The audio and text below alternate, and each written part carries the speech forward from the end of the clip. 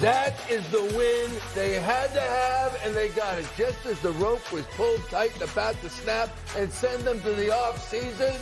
Winner beckoning. The Phillies take it 8-2. We welcome you to Phillies Postgame Live, presented by Cure Auto Insurance. Ricky Pitalico, Ben Davis, Ruben Amaro Jr. What a performance tonight from many different parts of this postseason roster for the Philadelphia Phillies. And I think since he's been hammered over the last 3 days, Rob Thomson also gets a tip of the cap. Didn't start Ranger Suárez, went with Aaron Nola. We looked askance at that. Why is he doing that? And it worked out for the Phillies. Suárez comes in and does a great job. Yeah, but I'm still not going to say Ranger shouldn't have started. He should have started this game. Okay.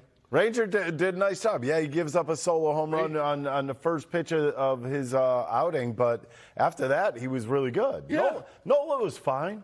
Nola was fine. I mean, Nola was better than fine. I don't want to get into the whole thing. It's like 2 innings. They just won 8-2. The point is that Rob Thomson didn't screw it up. How about that? He made the right move that helped the Phillies win this game. His move definitely worked, but I think the 6 for 13 by the 1-2-3 hitters, I think that's more important than anything else that happened in this game. It's about time for that as well, too, right, Benny? Yeah, these guys swung the bats extremely well. They had an approach. They stuck with it throughout the course of the game, and boy, did it pay off. Guys using the whole field. That's what we were begging for on the pregame show. Use the whole field. Take what the pitcher's going to give you. They made Yamamoto work. They were able to get him out and get into that much maligned bullpen. It wasn't pretty. Some situational hitting there early on was good, and then it wasn't so good. But overall, the Phillies got a huge win, obviously. Can move on till tomorrow night. Schwarber used more than the whole field. He used the parking lot, too. Yeah, he did. That home, 455 feet. I don't know if you heard. Ruben, what do you think about it? I mean, obviously, the first 3 guys, that was very, very big. And the thing that I've noticed is that they didn't have a lot of swing and miss today. Only 1 strikeout out of the first 4 hitters. I mean, that's pretty impressive. And they only had like 1 or 4 strikeouts the entire evening. That's pretty impressive for against a team that has a lot of strikeout pitchers. They did a really nice job against Yamamoto. There's no question that he was going to be a difficult task, but they were patient with him. They let him, get behind in counts, and they did some damage against him and used the whole field. It was a great effort across the board. And again, the pitching, just a super job. I mean, Nola did a nice job, and they knew they had to win this game, so they had a script, and it worked to perfection. So we're still ongoing with this season, and let's go to the Phillies' 4th inning. They're trailing 1-0 as Ranger Suárez gave up that home run the previous half inning, and here comes Kyle Schwarber to the plate, and he's facing Yoshinobu Yamamoto, and this guy, I'm telling you what, has been tough. 1.34 ERA over his last several starts, and Schwarber sends this one onto the roof of the pavilion. Boom, right there. 455 feet. Yeah, it's a bomb. I mean, that's the guy we know. How ironic is this? What do you have, a 0 for 21 streak coming in, is that correct? Yeah, 0 for 22. 0 for 22. Well, the last one he had an 0 for 20-something. If you remember that game when he broke that 0 for 4 home runs he hit in that game. That's right. No surprise that he does that, but you see Harper coming up going the other way, and this got really bad for the Dodgers, really good for the Phillies in a hurry. Bohm singles up the middle. Harper comes in to score, and on the overthrow, or the errant throw, Harper comes in, Bohm goes to third, Phillies take a 2-1 lead, and that brings up Brandon Marsh, and he had a rough night tonight, Brandon Marsh, but not here. Sack fly to left field, and that would score Bohm 3-1 Phillies. Yeah, good situational hitting, and we talked about it in pregame about using the middle of the field. Base hit by Bohm up the middle, base hit by Harper to left. Later on, Harper hit a double to left center field. When they're doing that, and they give themselves a chance to get hits. Nice job, very good situational hitting there.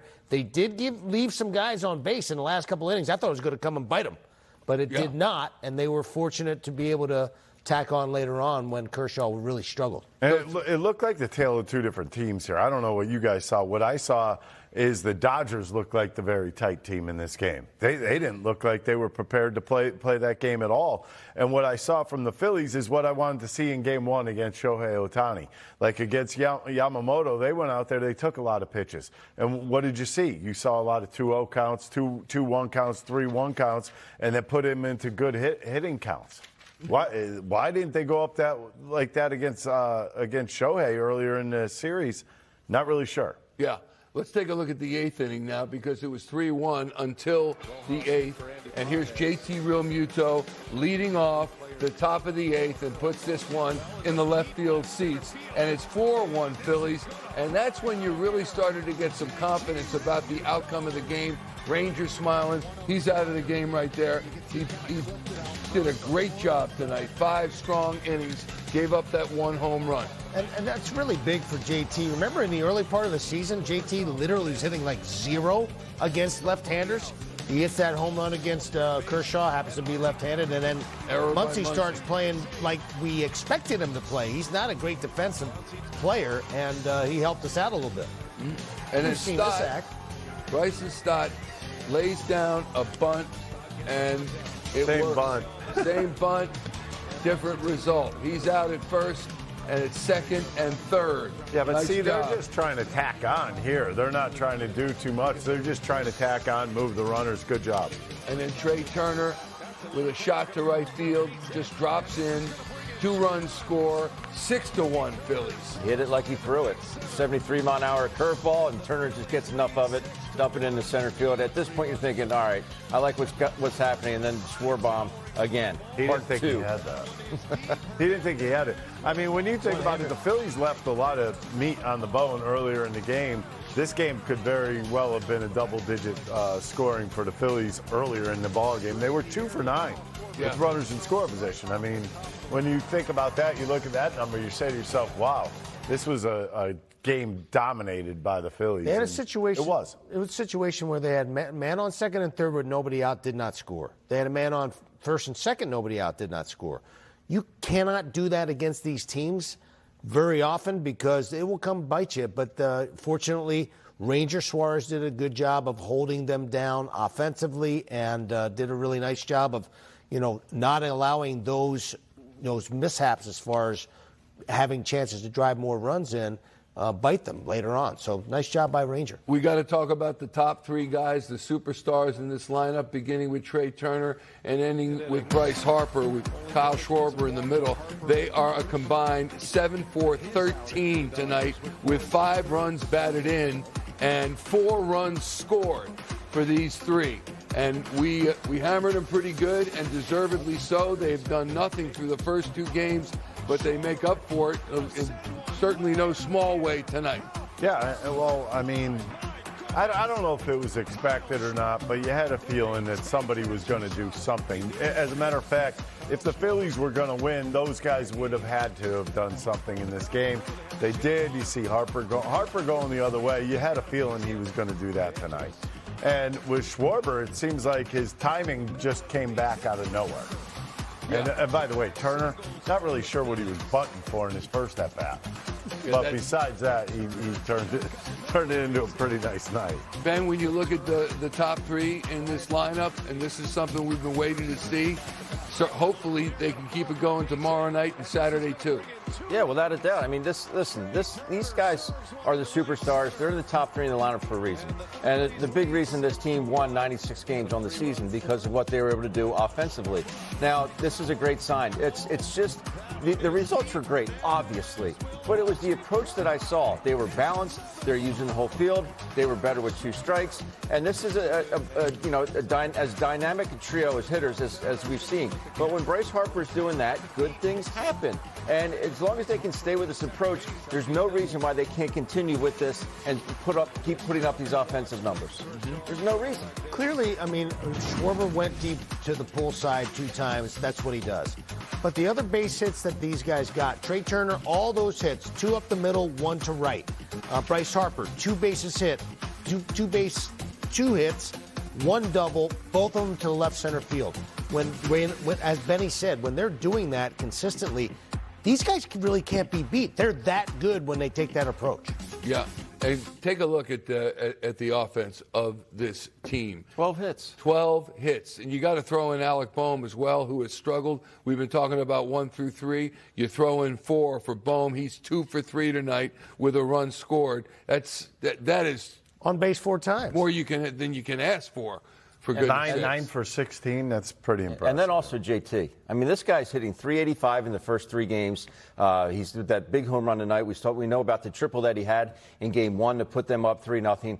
This guy's doing it all right now, and he's obviously know what he does defensively. He called a great game tonight for Aaron and for Rangers. So this is a huge thing moving forward, even if you're getting more offensive. I know he came out in the second half. He was hot as a firecracker. Then he kind of went into a little bit of a lull. But the fact that he's hitting some really good pitching is a great sign for the Phils. He's 5 for 13, .385 average, JT Realmuto in this series. Also, first time, this is not insignificant, first time since 2010 against the San Francisco Giants that the Phillies have won an elimination game. That's huge because this edition of the Phillies needs to have that confidence that they can look the winner in the face and come back and still play more games. Well, I mean, so that's huge. In reality, that's just one of 3 elimination games they have to play in a row. So, well, hopefully 3 in a row.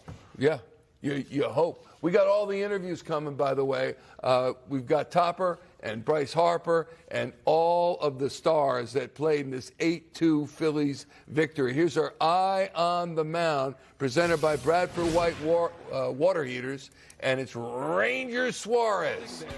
And he was the big question mark. This guy was like Elvis all week, and he came to the building tonight, I'll tell you what, honey. And what he did tonight was no small feat. Gave up the leadoff home run, the first guy he faced, but after that settled down and he pitched lights out. Yeah, 6 different pitches he used. I mean, you talk about mixing it up. 29% sinkers, 18% curveballs, 17% sliders, 15% four-seamers, 13% cutters, and 8% changeups. I mean, you talk about mixing up your pitches, and he hadn't pitched since, the 27th of September or something like that. And for him to be as sharp as he was, I mean, just a phenomenal effort by Ranger. And quite frankly, I'm surprised he didn't pitch in the first 2 games. But yeah. I guess they were saving him for this. I guess so. But you talk about what I would call gamesmanship involved in kind of hiding Ranger and not divulging what the plans were. And I have no issue with that. But we thought maybe he was dinged. We thought, maybe that the ball off the inner thigh could have been a problem. It may have been the first couple. It may have been the first couple games. May have been. Mm-hmm. I find it amazing that he doesn't come in Game 1 or Game 2 because there were plenty of opportunities that were high leverage, which Rob said I'd only bring him in high leverage situations. Well, they were there. The opportunities were there in the first couple of games. Just no Ranger. The other thing he said, he wanted to bring him into a clean inning, and that's exactly what he did tonight. Aaron goes out, throws the first couple, and then Ranger's able to get in a little bit more of a routine. Obviously, these starting pitchers have different routines than the guys out in the bullpen, so maybe that was something he could go through more of the similar routine that he's accustomed to when he actually starts a game. So maybe that factored into it a lot as well during the first 2 games where he didn't pitch. So here's my question to the 3 of you now, because Ranger Suárez coming in had a 1.43 career playoff ERA. What are we looking for going down the line with Suárez? Should they take this series? Is he going to be starting games or be used as he was tonight? He's got to be a starter. I don't care what you're looking at. I don't care if don't keep pulling this. I mean, in my honest opinion, if you end up moving on to the NLCS, I think Ranger is a starter. In my eyes, he's definitively a starter. Maybe they did this because Nola's going to be the other starter because they're going to need 4, most likely, if you go to the NLCS. Yeah, because they're not going to have all the off days like they've had in this series. It's very, very odd to have this many off days in between games. The question is whether Rangers are going to be ready for the last game of this series if they get to that last game. You would think that he has got a couple of bullets left, and, it's going to be all hands on deck on that particular game. Of course, they have to get through tomorrow's game and try to beat Glasnow. I think Glasnow's going to be starting. He's scheduled to. And at least he's scheduled to. And if they have the same approach against Glasnow as they had tonight against Yoshinobu Yamamoto, then they have a chance to really do some more damage. Mm-hmm. Well, it remains to be seen, but they got to take it tomorrow night to force the Game 5 back here in Philadelphia. Christopher Sanchez is going to be on the mound tomorrow against Glasnow, and it should be very interesting to see if the Phillies bats will continue with what we saw tonight. Ben, what do you think? Well, does one game like this beget another the next night? Well, you just hope that this offense can continue to do what they did this evening. And Glasnow, he can have his moments. I don't know how much of a big game pitcher he is.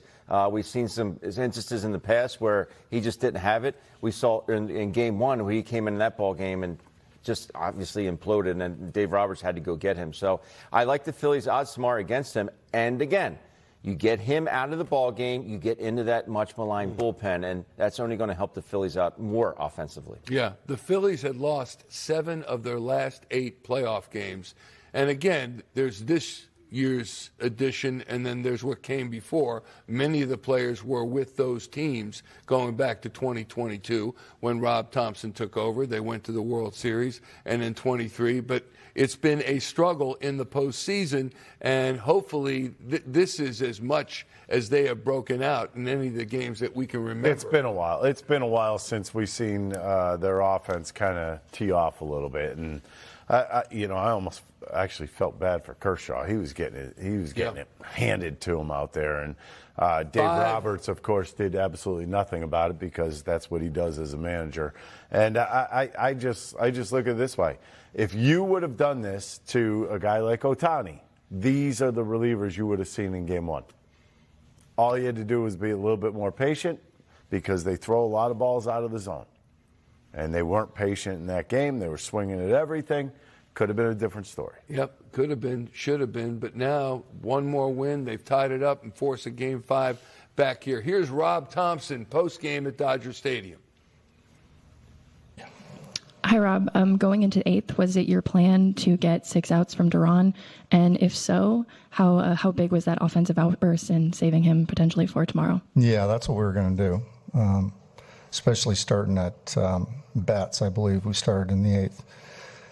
Once we had it on, went to Kirk, and Kirk threw the ball great. So, yeah, it saved Duran for tomorrow. First row, middle. Rob, what was the plan with Nola and Suárez coming in, and how close did they come to executing it exactly what you wanted? Yeah, they pretty much did exactly what we wanted. We wanted to use those guys to get as close to Duran as we could to save some of the bullpen for tomorrow if we won. Nola was really good. The plan was to go one time through the lineup, and Ranger is on Ohtani. Ended at with Edmonds leading off the 3rd, so he's 1 for 20 with 9 strikeouts against Rangers. And he hit the first pitch out of the ballpark. So, yeah, they executed perfectly. Ready to go, Marcus, second row. How satisfying is it for you as a manager to come into a game that you have to win, literally a must-win, and have an unorthodox plan work out pretty much perfectly? Yeah, it really is, and I give credit to the players for sure. You know, our offense was really good. We swung the bats. We had good at bats up and down the lineup. The first 4 guys in the lineup were 9 for 16. They kept grinding. They kept adding on. We had chances in other innings than the innings that we scored. So they just put pressure on them all night long. And yeah, Nola, Suárez, Kerkering, even Taiwan threw the ball well. He didn't really give up much exit velo, but they got some hits off him. And then, Banks throws 1 pitch. So I thought we really played well all around. Okay, right here in the first row. Rob, you guys seem to be pretty aggressive with Yamamoto early. Can you talk about that kind of get the guys into the flow at the plate, being able to attack fastballs right away?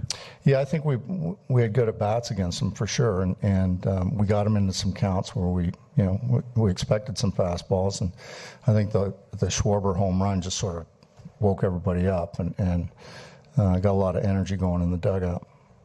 Okay, Marcus, second row. part of your job as a manager is to get guys sort of able to flush what happened earlier. And you guys had you lost four in a row, I think, in the postseason. Yeah. And you came out here, and they seem to be, I don't know, focused, refreshed. I don't know. I mean, do you take a degree of satisfaction in that as well? Well, they're an experienced group of guys, so they've been through this a little bit. And the one thing they did, I think, is they stayed in the moment, stayed relaxed. If you stay in the moment, trust the process, trust your teammates, and not really focus on the result, you have a better chance of getting to the result. And they did that, so I'm happy with them. Did you, re-impress that upon them over the last couple of days? Well, I think they do it inside the clubhouse very well. The veteran guys, they spread the word, and one game at a time, and that's kind of our motto today. Okay, Paul? Rob, I know you announced it after Game 2, but when did the Nola Ranger plan kind of first start to come together, and how long ago? Well, it didn't happen until after Game 2 because we wanted to figure out where we're at, after that game, and then we sat down and talked about it and tried to figure out, okay, how do we navigate this lineup with using both those guys, and that's sort of what we came up with. And then the fourth inning there, you guys don't have a hit yet. They just took the lead. How big is that Schwarber home run, and can one swing in a short series like that kind of turn everything around? Yeah, it could, and we'll see about the rest of the series. But, certainly we had I thought we had hit some balls hard prior to that, too. Some balls deep, almost to the wall, to the warning track. So we're on Yamamoto decent, but I did think we had good at-bats, and, the lineup woke up. And just one more. Duran, I know you mentioned earlier, Dave Roberts was just in here and said, I would have loved to get him in the game. If he pitched 2 tonight, what would he have been available for tomorrow? Well, 1, if any. Okay, I'm going to go back to Marcus quick. Excuse me. There's been a lot of you've taken a lot of criticism the last 3 seasons, including this one. I have? Yes, for some of the decisions you've made, and they haven't worked out. So the way the guys played as well.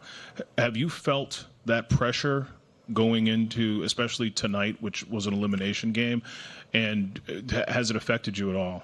I don't think so. I think that's part of this job, is that you make decisions, you plan it out. It's not like we're throwing stuff up in the air, but you plan it out. If it doesn't work, then, yeah, there's criticism there.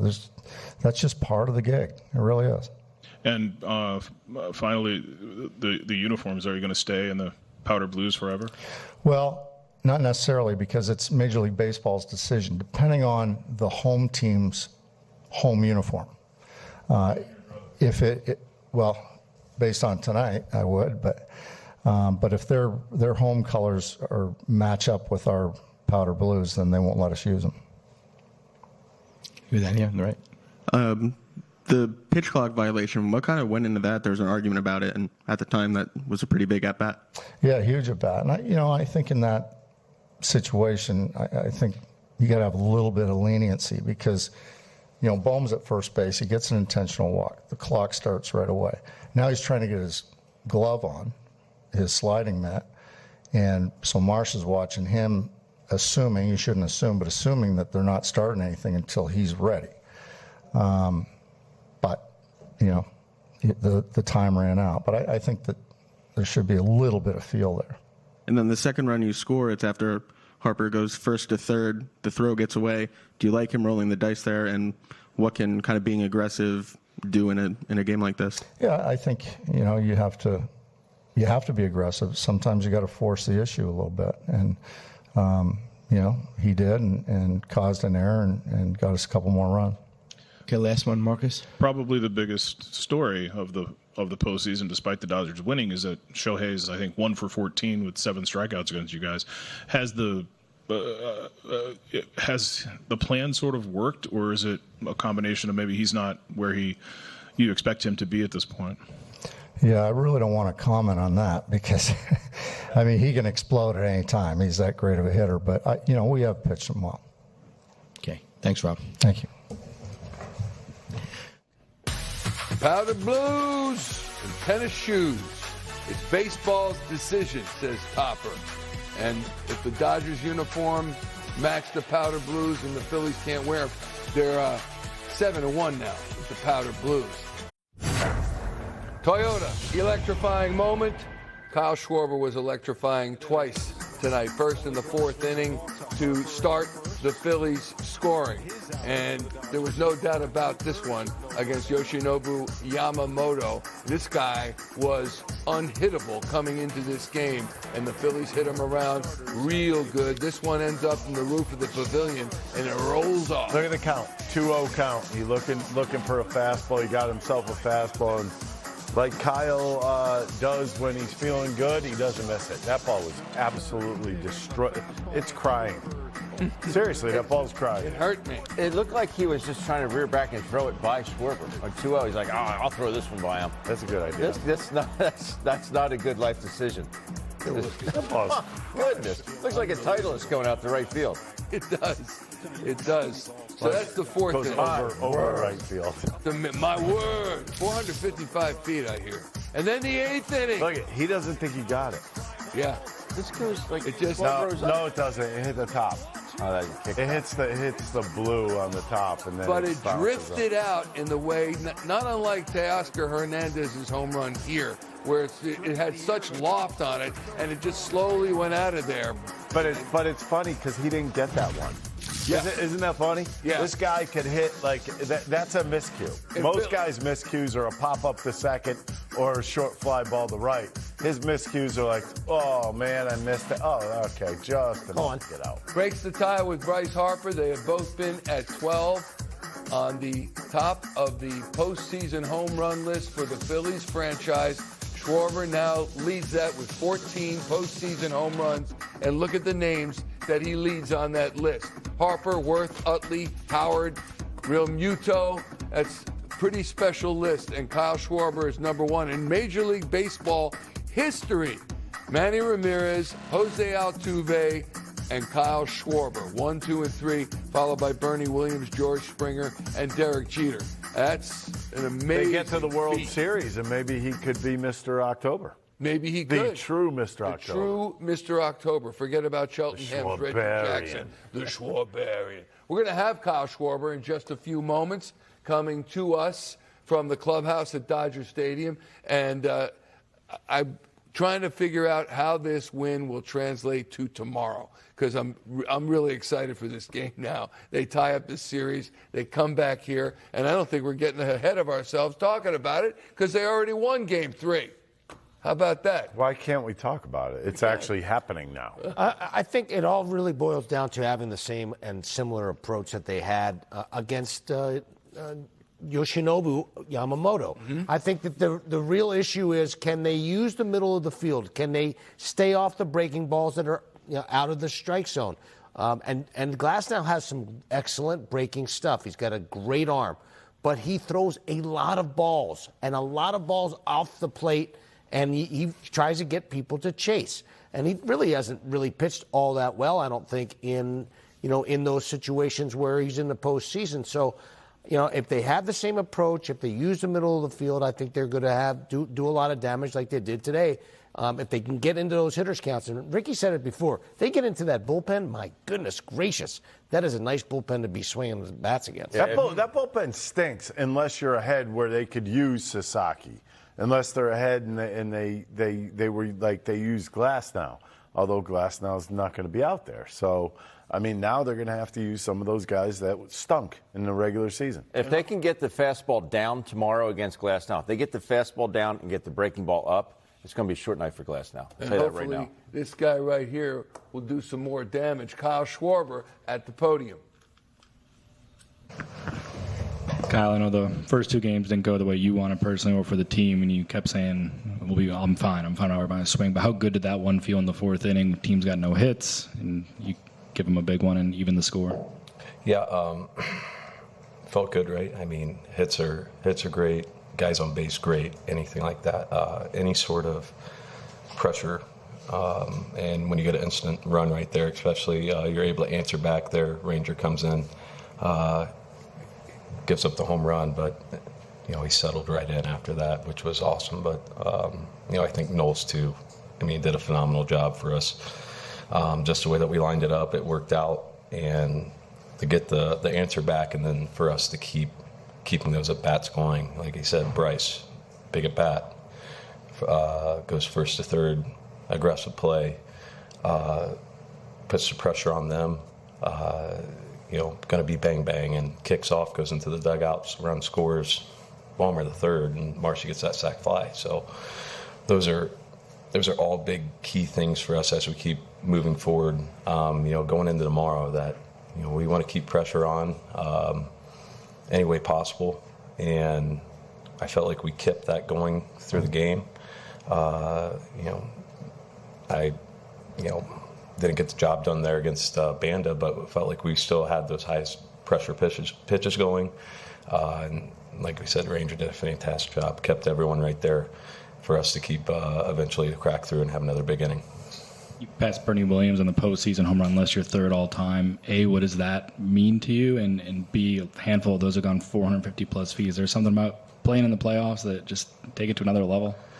Yeah, I don't know. I've been very fortunate to be in a lot of postseason games in my career, and it's just the best form of baseball. I sincerely believe that it doesn't matter. Like I said, you could be hitting 100 or you could be hitting 500. Did you win the game at the end of the day? That's all that matters. So, that's why it's just such a fun format. You're just grinding. You're trying to find a way to win a baseball game, and it's going to work out. Sometimes it's not going to work out. But at the end of the day, the preparation is still going to be there. The intensity is going to be there, and the buy-in from everyone's going to be there.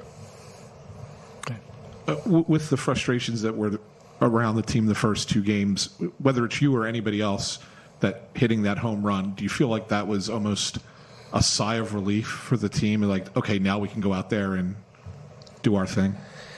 I think just trying to get back and respond there after they score a run is a big thing for us. I feel like we've done a really good job throughout the course of my time here. I feel like that we do a really good job of responding whenever something goes against us. And I feel you can even look back at the first couple games, that we were in striking distance every single time. Obviously, they're in the ninth inning too, in game two.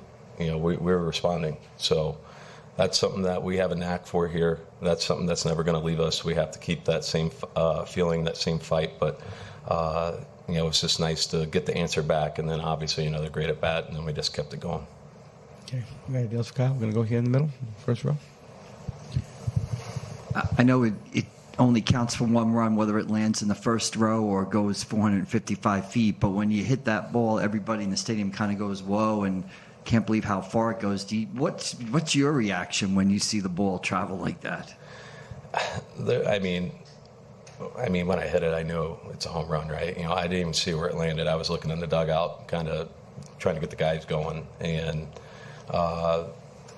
get back in the dugout. Everyone's high-fiving, and then I knew I hit it good. I just didn't know where it went, and then eventually someone tells me, and then you can watch it on video where it goes. So, I was just more focused on our guys there, where I don't care. Like you said, it could go in the first row. It could hit the that board right there, right? I don't care. But hits are great, homers are great, walks are great. Anything positive for our offense is going to be great. And but yeah, it was a cool moment.